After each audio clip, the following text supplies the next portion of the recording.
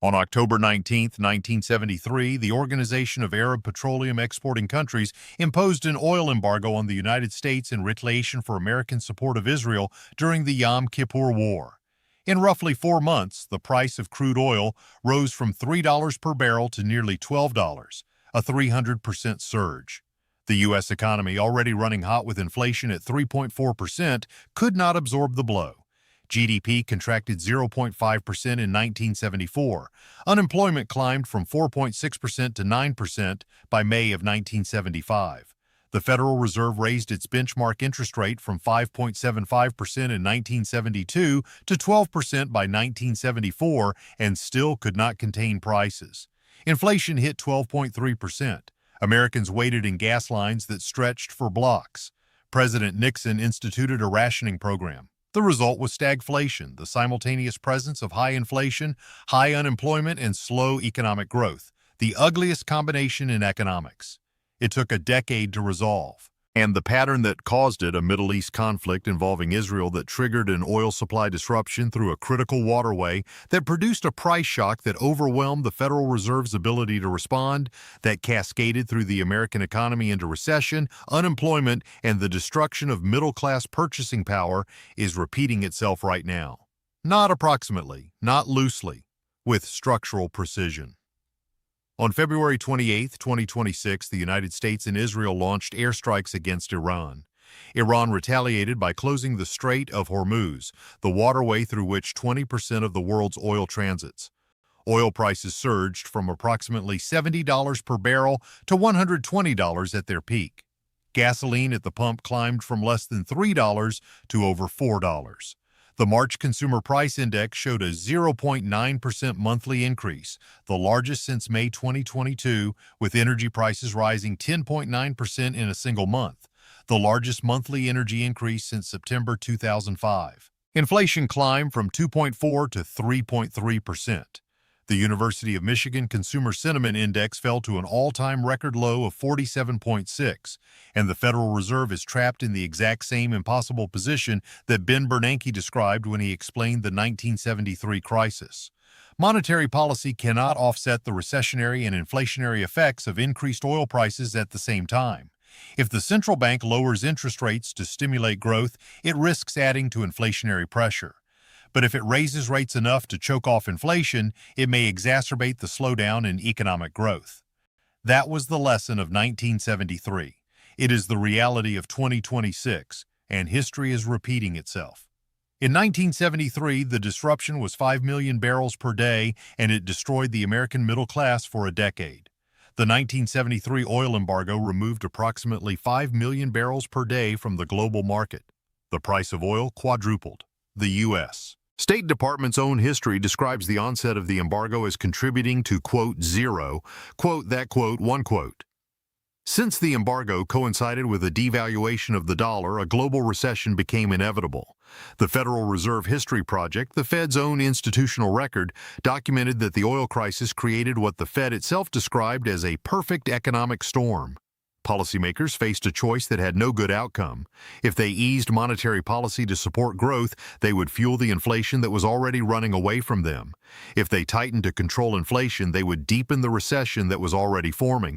They chose to ease initially, and the result was catastrophic. Inflation did not come down. It accelerated. By the time Paul Volcker took over the Fed in 1979, he inherited an economy where inflation was entrenched at double-digit levels, and the only way to break it was to raise interest rates to 20%, the highest in American history, deliberately triggering the deepest recession since the Great Depression.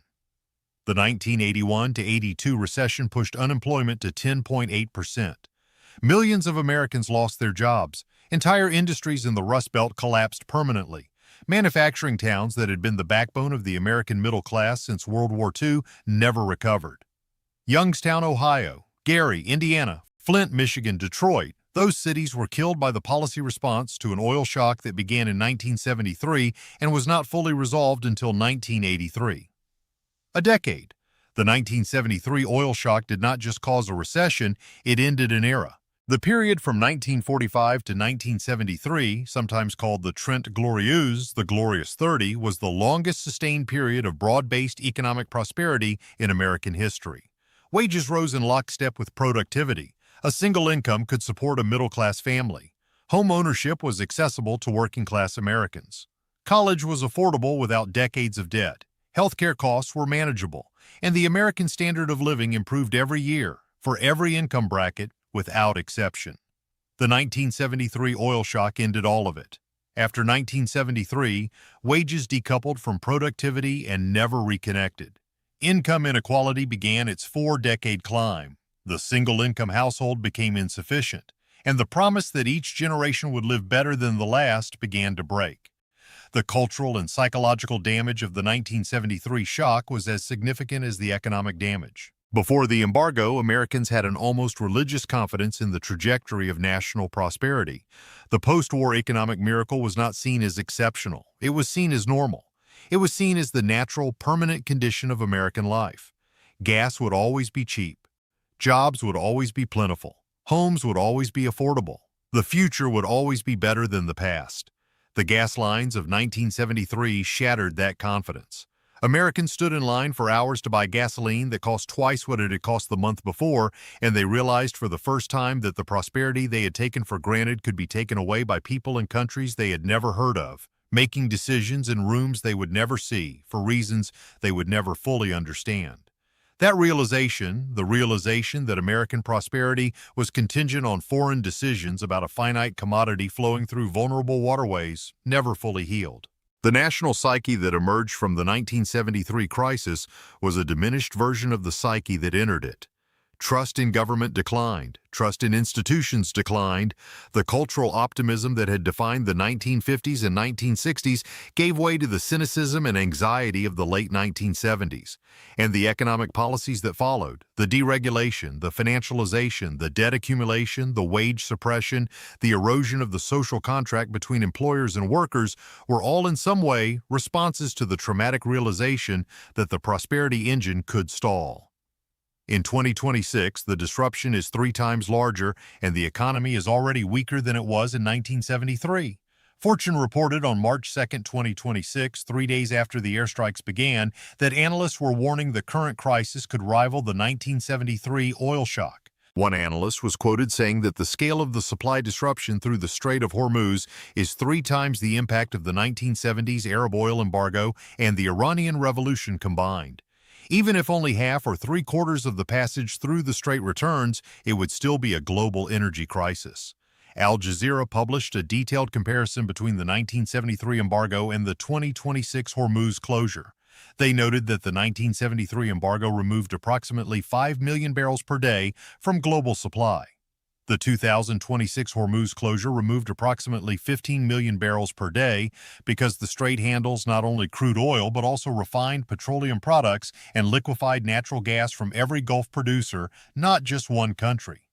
The 1973 embargo was a targeted export ban by a group of producing nations against specific consuming nations. The 2026 closure is a physical blockade of the waterway itself, affecting every country that depends on Gulf energy, including U.S. allies in Europe, Japan, South Korea, and India. And the starting conditions of the American economy in 2026 are materially worse than in 1973 by almost every measure. In 1973, before the embargo, U.S. inflation was 3.4%. In February 2026, before the strikes, U.S. inflation was 2.4%. Those numbers are comparable, but the underlying economic health is not. In 1973, the national debt was 32% of GDP. In 2026, it is 100%. In 1973, consumer savings rates were approximately 12%. In 2026, the personal savings rate has fallen below 4%. In 1973, credit card debt did not exist as a mass consumer phenomenon. In 2026, credit card debt is $1.21 trillion at an average APR of 22.76%, and delinquencies are at the highest level in almost a decade. In 1973, the Strategic Petroleum Reserve did not yet exist, but was subsequently created precisely because the embargo exposed America's vulnerability.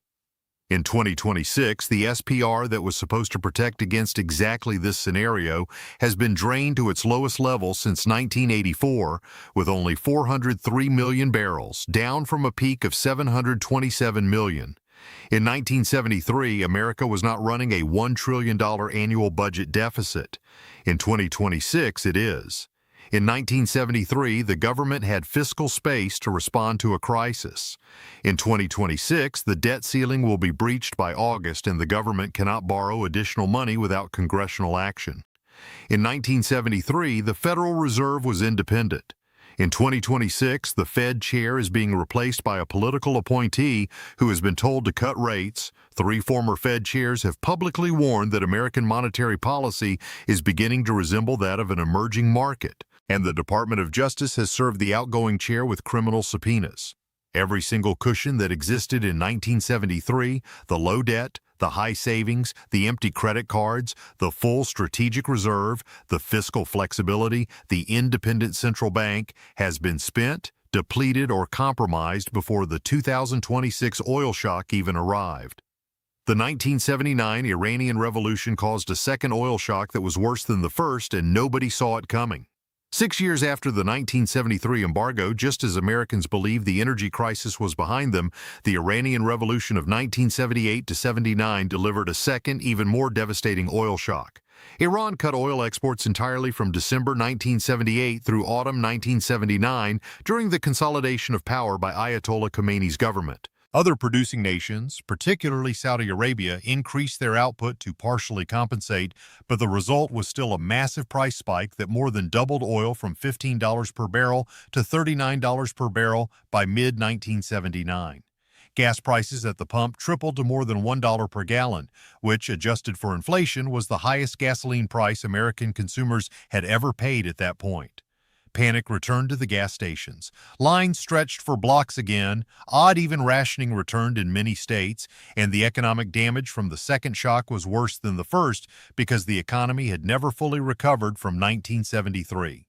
The inflationary expectations that the first shock created had become embedded in wage negotiations, in corporate pricing behavior, in consumer psychology, and in the bond market's assessment of U.S. fiscal credibility. The 1973 shock taught Americans that prices could rise suddenly and without warning. The 1979 shock taught them that prices could rise again even after the first crisis appeared to be over. And the psychological damage of that double lesson, the realization that no resolution was permanent, that no recovery was guaranteed, that the next shock could come at any time, fundamentally altered the way Americans made economic decisions for the next 20 years. Savings rates rose. Consumer spending became more cautious, risk aversion increased, and the economy lost the confident, forward-leaning growth dynamic that had characterized the post-war boom. The 1979 shock did not just cause a recession, it created a generation of Americans who never fully trusted the economy again. And that generation's children, who grew up watching their parents worry about gas prices and mortgage rates and layoffs, carried that anxiety into their own economic lives, where it manifests today as the consumer sentiment reading of 47.6, the lowest ever recorded, driven by an oil shock that looks exactly like the one their parents warned them about. Inflation, which had been partially tamed, reignited. The consumer price index climbed above 14% by 1980. The Fed, now under Paul Volcker, made the decision that his predecessors had been unwilling to make. He raised the federal funds rate to 20%. The mortgage rate hit 18%. The prime lending rate topped 21%. The result was the 1981 to 82 recession, the deepest downturn since the Great Depression at that point. Unemployment peaked at 10.8%. Housing construction collapsed, auto sales plummeted, and the Rust Belt, which had been weakened by the first shock, was finished by the second. The factories that survived 1974 did not survive 1982, and the jobs they provided never came back. The lesson of the 1979 shock is the one that applies most directly to 2026. The most dangerous moment in an oil crisis is not the initial disruption. It is the period immediately after the first resolution, when the public believes the crisis is over and stops paying attention, and then a second wave arrives that finds the economy, the consumer, and the policy apparatus even weaker than they were during the first wave. The ceasefire of April 8, 2026 was the equivalent of the Saudi production increase in 1974, a temporary partial measure that provided enough relief for the headlines to declare the crisis resolved while the underlying structural damage continued to accumulate. The Islamabad talks failed on April 12th. The naval blockade was declared on April 13th. Iran is charging tolls of over $1 million per ship to transit what used to be an open international waterway. The strait is still effectively blocked. And if a second escalation occurs, which the pattern of 1979 suggests is the historical norm, the American economy will absorb it with savings rates at 4% instead of 12%, with credit card debt at $1.21 trillion, with the SPR at a 40-year low, with inflation already at 3.3% and rising, and with a Federal Reserve whose political independence is under direct assault from the executive branch. The 1979 shock required Volcker to raise rates to 20% to break the cycle. The 2026 economy cannot survive rates at 20%. It cannot survive rates at 10%. It is struggling at current rates below 5%, which means if a second wave of oil shock arrives and reignites inflation, the Fed will not have the Volcker option. It will not be able to raise rates high enough to break the cycle without simultaneously destroying the housing market, the credit market, and the employment base. The tool that saved America from the 1970s inflation spiral no longer exists in a functional form. It has been priced out of the policy toolkit by the debt, the leverage, and the fragility that the economy has accumulated over 50 years of building on the assumption that 1973 would never happen again. The 2008 oil spike was the last warning, and America ignored it and built an economy even more vulnerable to the next one. In the summer of 2008, oil prices spiked to $147 per barrel, the highest nominal price in history at that time. Gasoline crossed $4 per gallon nationally. The spike coincided with, and in some analyses contributed to, the onset of the worst financial crisis since the Great Depression. Consumer spending contracted, auto sales collapsed, airlines cut routes and raised prices. Food prices surged. And the combination of the oil shock with the housing market collapse and the banking crisis produced a recession that eliminated 8.7 million jobs and destroyed $16 trillion in household wealth. The 2008 oil spike was different from 1973 and 1979 because it was not caused by a deliberate embargo or a revolution. It was caused by structural demand growth from China and India colliding with supply constraints and speculative trading in oil futures. But the economic impact on ordinary Americans was identical. Higher gas prices, higher food prices, higher utility bills, reduced disposable income, increased reliance on credit cards, rising delinquencies, and ultimately recession. After 2008, the United States had an opportunity to learn the lesson that 3 oil shocks in 35 years should have taught it. The lesson was that an economy built entirely on the assumption of cheap, abundant, uninterrupted oil is an economy that will be periodically devastated by oil supply disruptions that are not within the country's control. The policy response could have been aggressive investment in energy diversification, in public transportation, in building efficiency, in domestic renewable generation, and in strategic reserve expansion. Instead, America discovered shale oil and declared energy independence. The shale narrative became the substitute for actual structural reform. Politicians from both parties used the phrase energy independence as a talisman that absolved them of the need to invest in the changes that would have made the economy genuinely resilient. The phrases drill, baby, drill, and American energy dominance replaced the harder conversation about vulnerability, diversification, and the mathematical certainty that shale wells lose 74% of their production in the first year, that Tier 1 Permian acreage is 60% depleted, and that the EIA is now officially forecasting production declines in 2026 and 2027. The shale miracle was real in the sense that it temporarily boosted production to record levels. It was an illusion in the sense that it created a false sense of permanent security that caused the nation to stop building the buffers it needed. Shale production surged from approximately 5 million barrels per day in 2010 to over 13 million by 2025. The narrative of American energy independence became the justification for consuming shale output rather than building resilience. The SPR was drawn down to fund unrelated spending. Refinery capacity was not expanded because the market assumed supply would always be available. public transit investment remained among the lowest in the developed world, and the suburban sprawl that the oil shocks of the 1970s had temporarily slowed resumed with full force, pushing average American commuting distances even further and deepening the structural dependence on gasoline that makes every oil shock a household-level financial emergency. Real Investment Advice published an analysis 3 weeks ago noting the pattern with devastating clarity. After more than 3 decades of watching oil markets upend economies, one pattern keeps repeating. Investors learned the wrong lessons from the last shock. The 1973 embargo taught us that geopolitical disruptions are temporary. That lesson got everyone killed, financially speaking, in 1979. The 2003 Iraq War produced only a mild oil bump and no recession, so traders got comfortable. Then 2008 happened. Today, with Brent crude having spiked over 60% since the U.S. and Israeli strikes on Iran began, the same dangerous reasoning is circulating again. The reasoning is this: the ceasefire will hold, the strait will reopen, the prices will come down, the crisis is temporary. That reasoning was wrong in 1974 when the embargo ended but the inflation lasted a decade. It was wrong in 1979 when the Saudi production increase created a false sense of security that a second shock destroyed. It was wrong in 2008 when the structural demand growth that caused the spike was never addressed and the financial system built on cheap energy collapsed when cheap energy disappeared. And it is wrong now, because the conditions that make oil shocks devastating to the American economy have not improved since 1973. They have deteriorated. The debt is higher, the savings are lower, the credit is maxed, the reserve is drained, the Fed is compromised. The economy is more dependent on oil, not less, despite 50 years of warnings.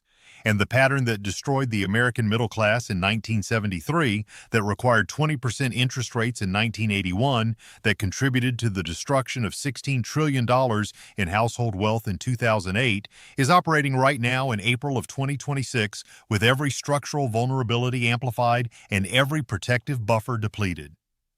The oil shock pattern is a 4-stage economic weapon, and America is currently in stage 2. Every oil shock in American history has followed the same 4-stage pattern. Stage 1 is the price spike itself. Oil doubles or triples in a period of weeks to months. Gas prices at the pump rise immediately because gasoline is priced off spot oil markets. Consumers feel it the same week. Stage 2 is the inflation cascade. The energy price increase takes 60 to 120 days to work through the production chain into food, manufactured goods, services, and utilities. Grocery prices rise. Electricity bills climb, airline tickets increase. Shipping costs spike. The CPI reflects the secondary and tertiary effects in the second and third months after the initial shock. Stage 3 is the demand destruction. As prices rise and purchasing power contracts, consumers cut discretionary spending first. Travel declines, restaurant spending falls, retail purchases slow, auto sales drop. Businesses see reduced revenue and begin to cut costs, starting with hiring freezes, then layoffs. The labor market weakens. Income growth stalls. Consumer confidence collapses. Stage 4 is the recession, the feedback loop between reduced spending, reduced hiring, reduced income, and further reduced spending becomes self-reinforcing. GDP contracts. The stock market declines, retirement accounts lose value, housing activity freezes as mortgage rates rise in response to inflation, and the recovery historically takes years, not months.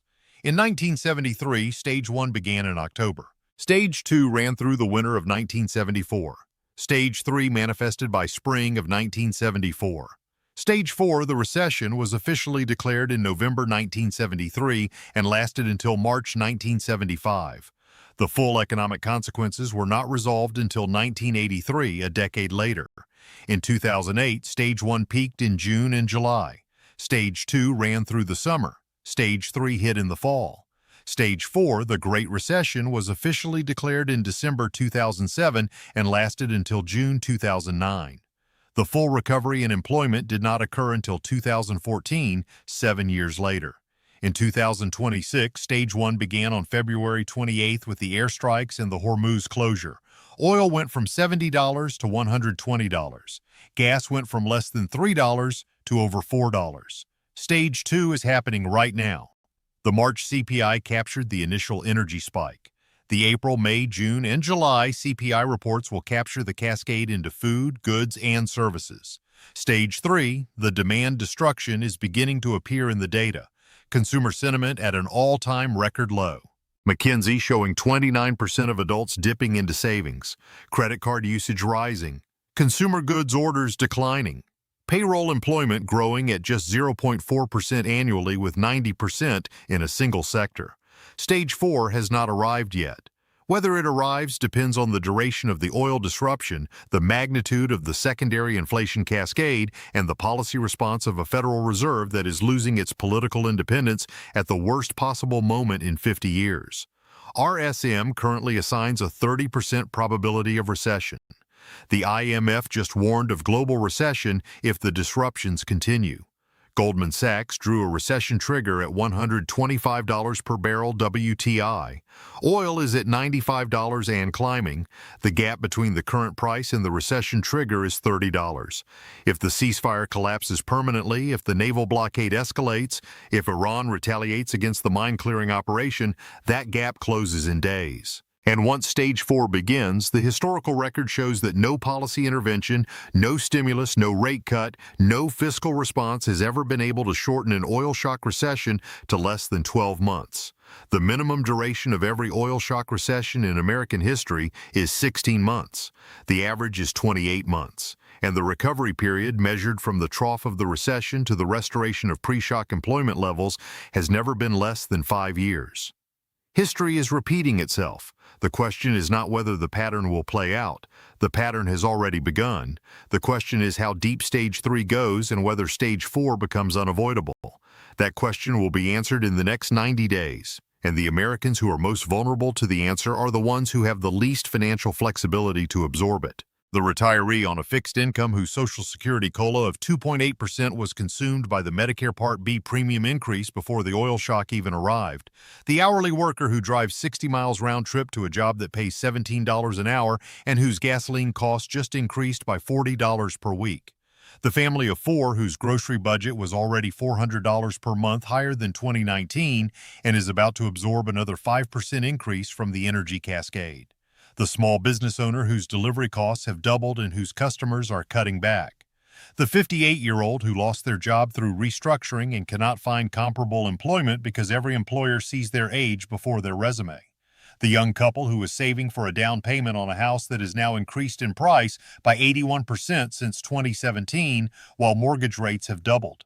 Every one of these Americans is living inside the 4-stage pattern right now. Every one of them is experiencing Stage 2 in real time. And every one of them will experience Stage 3 and possibly Stage 4 in the coming months. Not because of decisions they made, because of a pattern that is repeated 4 times in 53 years and that nobody in a position of authority has been willing to name, explain, or prepare the public for. The pattern has a name: oil shock. And the history of oil shocks in America is not a history of temporary disruptions followed by swift recoveries. It is a history of permanent damage, permanent wage stagnation, permanent wealth destruction, permanent industrial decline, permanent erosion of the social contract, permanent reduction in the quality of life available to the median American household. The 1973 shock ended the post-war prosperity. The 1979 shock required the most painful monetary policy intervention in Fed history. The 2008 shock contributed to the destruction of $16 trillion in household wealth. And the 2026 shock is arriving into an economy that never fully recovered from any of the previous 3. Every generation of Americans since 1973 has been poorer, more indebted, less secure, and more vulnerable to the next oil shock than the generation before it. And the generation that is living through the 2026 shock is the most vulnerable of all. Not because they are weaker, because the buffers that protected their parents and grandparents have been systematically depleted by 5 decades of leaders who told them the pattern was over while doing nothing to prepare for its return. The pattern is not a theory. It is a documented, recurring, empirically verified mechanism that has produced the same outcome every time it has occurred. And it is occurring again right now, in the same region, through the same waterway, involving the same country, with the same commodity, against the same economy. But with fewer defenses, less savings, more debt, and a weaker central bank than at any previous point in the 53-year history of oil shocks in America. And no one who understands the pattern believes this time will be different, because it has never been different. Not once. And the answer will be written in every gas station price, every grocery receipt, every utility bill, every jobs report, and every inflation reading between now and July.